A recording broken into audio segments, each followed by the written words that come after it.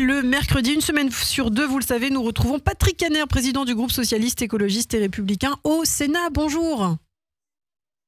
Bonjour Ilana. Merci beaucoup d'être avec nous, Patrick, comme chaque mercredi matin, donc une semaine sur deux. Alors vous êtes actuellement en déplacement aux Antilles, Patrick, avec d'autres collègues sénateurs. Quel est le but de ce déplacement justement ?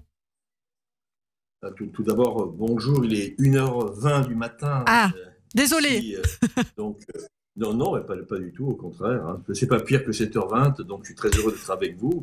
Et je suis très heureux d'être en direct avec les auditeurs de Radio J.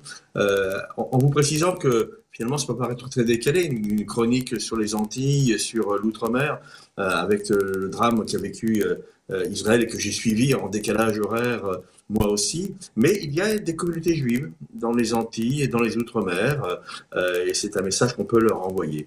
Alors, très simplement, vous savez, les Outre-mer en France, c'est 2 millions d'habitants, un peu plus de 2 millions d'habitants, 5 départements français, des collectivités à statut particulier. Je pense à la Nouvelle-Calédonie, par exemple, ou à Saint-Pierre-et-Miquelon, ou à la Polynésie française. Et l'objectif de 2 délégations, moi je préside une délégation sur Guadeloupe-Martinique et une autre délégation est actuellement au travail sur Mayotte et La Réunion.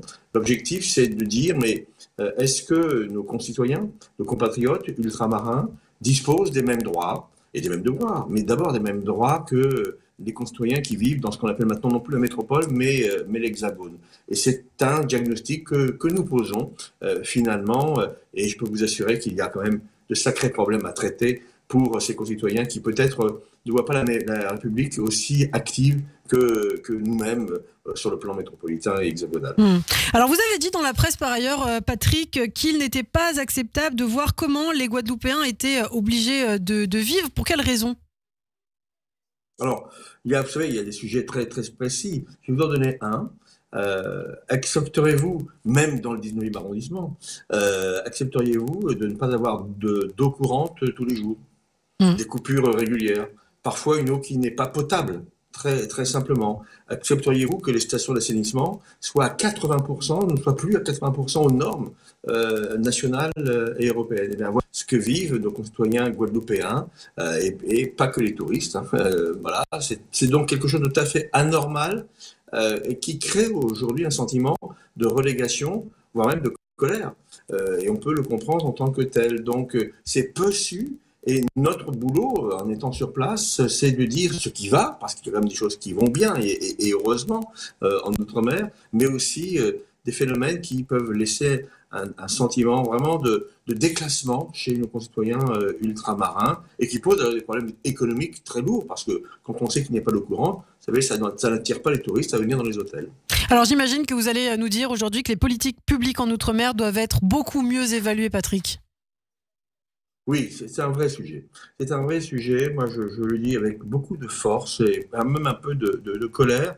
Quand on voit ce type de difficultés et quand on a des préconisations, ce que nous allons faire aussi au travers d'un livre blanc que nous allons publier avant la pause estivale, à partir de notre expérience et des contacts très nombreux que nous avons eus avec le monde politique, le monde économique, le monde social, le monde culturel, dans ce déplacement d'une semaine dans les 4 départements que j'ai cités tout à l'heure, eh bien, nous estimons que les politiques publiques doivent être évaluées de manière indépendante. Et j'ai déposé une proposition de loi pour créer une agence donc d'évaluation de la mise en œuvre des politiques publiques, une agence indépendante, parce qu'il faut que vous sachiez aujourd'hui que l'évaluation des politiques publiques, qui est quand même un élément majeur d'efficacité, est faite essentiellement par les services du ministère lui-même. Donc, il y a une forme d'être jugé parti, pour ne pas dire de conflit d'intérêts dans cette évaluation, et j'espère que nous serons entendus. En tout cas, sachez que le débat n'est pas qu'institutionnel, il est aussi et d'abord de savoir comment déjà nos politiques sont mises en œuvre dans ce bout de la France, que c'est un bout de la France qui parfois est ignoré. Eh bien, merci beaucoup Patrick Caner, merci d'avoir été avec nous ce matin sur Radio J, et je vous dis donc bonne nuit à présent, puisqu'effectivement, effectivement, il est très tôt. Je vais retourner.